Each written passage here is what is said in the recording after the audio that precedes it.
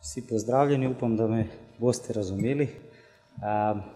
Kot je Ksenija govorila, se ukvarjam že 12-13 let s BIM-om in vam kratkem bom predstavil, kaj je BIM in kako se BIM uporablja projektima infrastrukture. Prvo, kaj je BIM in zakaj je BIM pomemben za naročnike? Danes v veliko državah je obvezna uporaba BIM-a ali se veliko priporoča uporaba BIM-a in na osnovi veliko raziskav, kakšni so rezultati, zakaj je BIM pomemben za naročnike.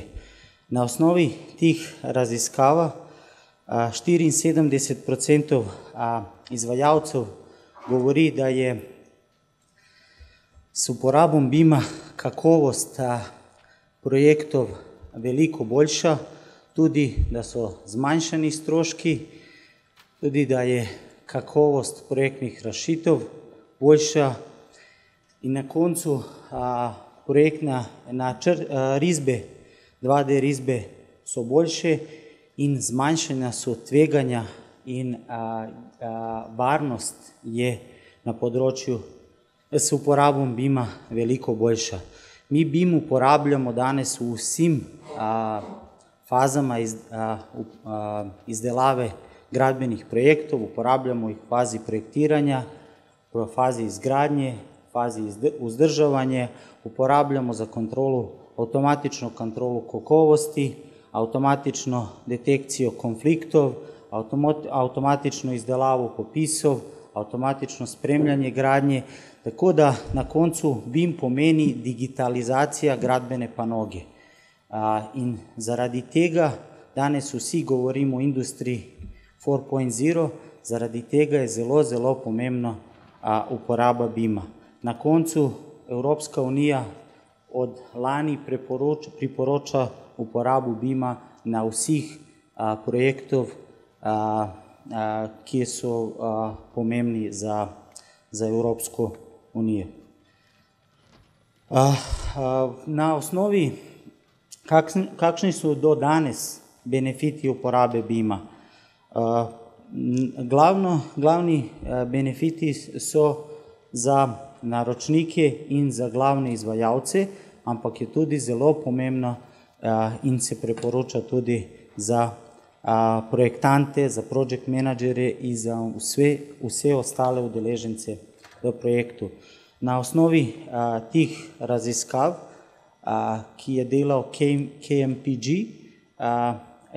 je na veliko projektov kot rezultat bilo zmanjšanje stroškov na koncu, tudi so projekti bili hitrejši, gradnja je bila hitrejša, zmanjšalo se veliko RFI-jev, to pomeni, da vsi bolj razumemo projekte s uporabom BIM-a in na koncu je varnost bila tudi veliko boljša.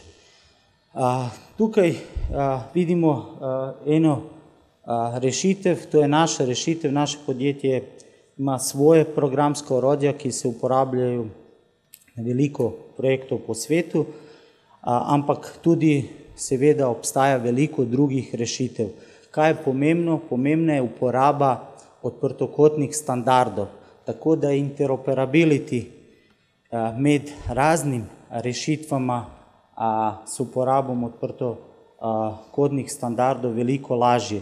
V tem primeru mi vidimo, naš pristop je holistic integrated pristop, kaj pomeni, da imamo možnost, da se na enem projektu, ki prihaja iz raznih BIM orodja, dela kontrola kakovosti, avtomatična detekcija konfliktov, potem tudi se dela izdelava popisov, izdelava stroškov na projektu, potem to se uporablja v izdelavi razpisne dokumentacije. Ko začnemo uporabljati potem, ko začnemo gradnjo, potem lahko delamo spremljanje gradnje, kontrolo mesečnih situacij in na koncu, ko se projekt konča, uporabljamo, to se imenuje 6D BIM za vzdrževanje objektov, kjer je seveda veliko lažje vzdrževanje, če se uporablja BIM in 6D pristop. Glavne prednosti BIM-a, kot sem že omenjal, so izdelava kontrole kakovosti, tehnične kontrole projektov in ona se veliko hitrejše in bolj kakovostno dela s uporabom BIM-a.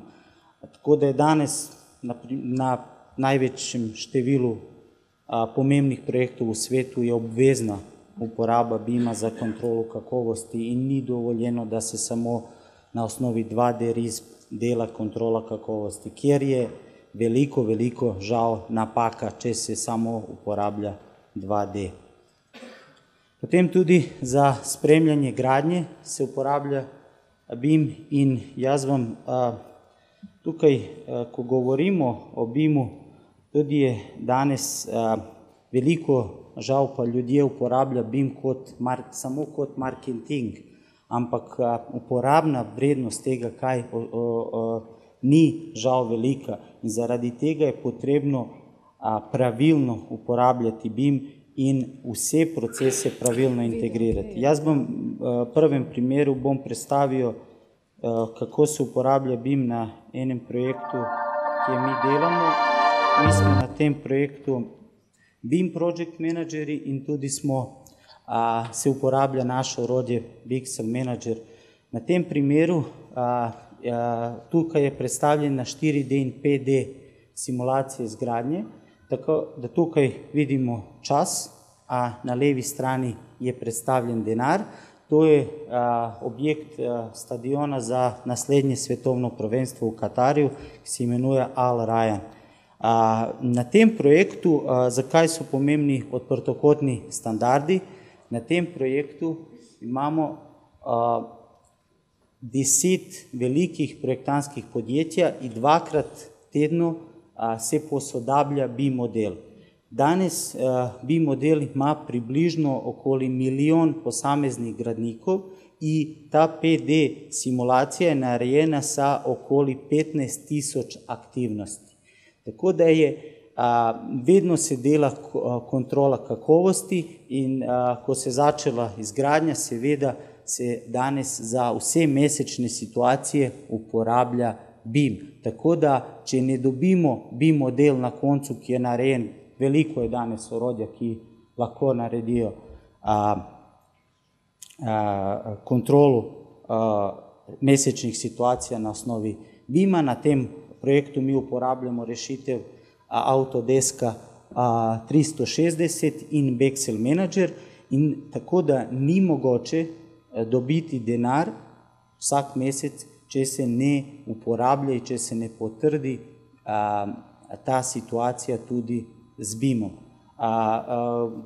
Zakaj so pomembni odprtokotni standardi? To ne bi bilo mogoče narediti, ker seveda poleg Bixel Managera in Autodeskovih produktov, tukaj se uporablja veliko drugih rešitvi, ne bi bilo mogoče to vse narediti, če ni odprtokotnih standardov.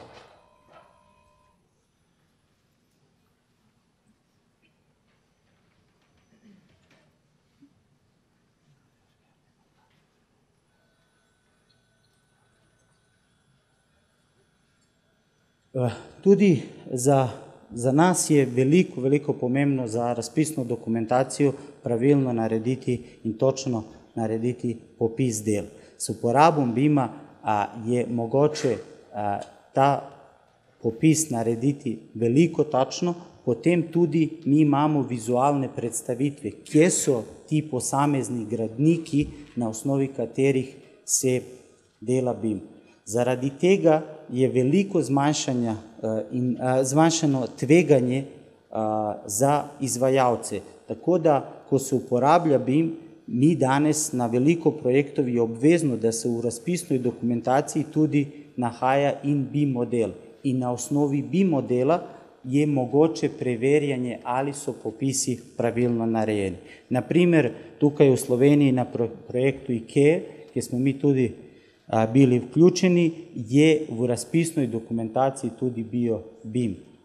Tudi smo na projekta Karavanke, Marija Gradec in Maribor Šentilj je veliko uporabljen BIM, DRI-je na tem področju veliko naredijo in danes pričakujemo, da tudi na vseh ostalih novih projektov infrastrukture bo uporabljen BIM v Sloveniji. Tukaj je primer, kako se dela spremljanje gradnje, tako da imamo 2 videoposnetka. Mislim, da je to en projekt v Dominikani, kjer smo mi delali, in tukaj je posnetek iz, naprimer, septembra, pa potem iz oktobra, in lahko se samo na osnovi razlike naredi točen popis. Potem ta popis se tudi oddaja izvajalcu in on ima pravico, da preverja, ali je vse pravilno narejeno, in seveda, če so nekakšne napake, on ima pravico, da se o tem pogovarja z nami kot project manager. Ampak kakšna ideja, da je veliko manj tveganja, če se to uporablja. Na koncu tukaj je primer, kako se BIM uporablja v 6D fazi vzdrževanja, tako da lahko, če izberemo naprimer eno črpalko, lahko mi dobimo garancije, dobimo as-built PID dokumente, dobimo certifikate, vse ostalo, kaj nam je potrebno. Tudi zraven tega so vsi načrti za vzdrževanje in na osnovi tega lahko vse delamo. Kakšni so glavni izzivi s uporabom BIM-a? Danes to so, da je potrebno dodatno seveda izobraževanje, ker ko smo začeli uporabljati računalnike, to je bila samo sprememba orodja. Nismo uporabljali več risbe, smo začeli uporabljati CAD. S uporabom BIM-a to je popolna sprememba vseh procesov in popolna digitalizacija gradbene panoge. Zaradi tega je obvezno izobraževanje in na osnovi tega izobraževanja bo veliko lažje za naročnike, izvajalce in projektante, da izbero najbolji način za uporabo BIM-a in potem rezultati bodo najboljši. Tudi, kaj je veliko pomembno, je uporaba odprtokotnih standardov. In zdaj v kratkem bom predstavil, kaj se dogaja na področju infrastrukture, kaj mi delamo na tem področju. Veliko standardov je že narejeno in to je dobra novica. V Evropi imamo veliko dokumentov, kako se uporablja BIM, tudi obstaja veliko ISO standardov. V Evropi je skupina, ki se imenuje 442, ki veliko dela na tih odprtokotnih standardov in drugih standardov za uporabo BIM-a. Glavne organizacije, ki se ukvarjajo s uporabom BIM-a, so Building Smart, ki dela na tih vseh odprtokotnih standardov, ampak je tudi zelo pomembna za Evropo EU BIM Task Group in Ksenija je predstavnik Slovenije v tem združenju. Kot sem že omenjal, so pomembni ta odprtokotni standard, v BIM-u se imenuje IFC, a za uporabo BIM-a in za vse procese, kako se BIM pravilno uporablja na projektov, je zelo pomemben standard 19650. Jaz bi samo en paragraf omenjal tukaj, a to je, da se pričakuje, da v prihodnosti s uporabom BIM-a ne bo potrebno dodaten denar za projektante. Tako da čez nekaj let, to se že zgodilo v Ameriki, Singapurju, bo v resnici ne bi bil potreben denar. To bi bilo kot, da bi danes nekdo, ko dela projekte, pričakoval dodatni denar, ker uporablja CAD in računalnike, a ne risbe. Tako da v prihodnosti to bo, da ne bi bil potreben denar in tudi se pričakuje, da bo zmanjšanje na koncu stroškov, če se BIM uporablja. Danes IFC standard, ki se ukvarja s infrastrukturom, se imenuje IFC 5 in mi delamo veliko na tem področju in gospod Kristof Kastan, ki je predsednik te skupine, kot vodja, kot smo se zadnjič pogovarjali v Londonu 2-3 tedna nazaj, je ideja, da do konca 2020 bo popolno narejen standard za uporabo BIM-a za infrastrukturo. Tukaj je en primer naše rešitve za infrastrukturo, ki se imenuje Bexel Infrastructure in naša rešitev se uporablja za izdelavo predorov. Veliko zaključi počasi. Na tem področju uporablja se v tem regionu se uporablja nova avstrijska metoda in tukaj je samo predstavljen en proces, seveda obstajajo druge rešitve, naprimer avtomatično se naredijo povprečni profili, potem se na osnovi IFC alignmenta, to je ta standard, odprtokodni IFC5 ISO standard, se naredi klotoida in naša rešitev avtomatično naredi popolno predor s uporabom 4D in 5D. Kakšne skupine obstajajo v BIM-u, IFC5 BIM-u? Obstajajo 5 skupin, IFC Rail, IFC Road, IFC Airport, IFC Tunnel in IFC Maritime. Danes, kot sem že omenjal, je končan standard, ki se imenuje IFC 4 pa 2, a upamo, da do konca 2020 bo popolno narejen odprtokodni IFC standard. Naprimer, v Nemčiji se pričakuje in danes je v njihovem BIM roadmapu, da do tega leta 2020 bo obvezna uporaba BIM-a na vseh infrastrukturnih projektih. Mi smo mogoče nekaj prej začeli se uporabljati s tem in zdaj vam bom predstavil na enem predoru, kako smo naredili popolno. Primer je iz Slovenije, pitanje je predor Log in mi smo to 2,5 leta nazaj na osnovi tih rešitvi naredili to 4D in 5D simulacijo, tako da so vsi posamezni elementi v tem primeru narejeni v BIM-u in vsi popisi in potem je tudi mogoče spremljanje gradnje s uporabom tega. Kakšne so velike na koncu prednosti BIM-a?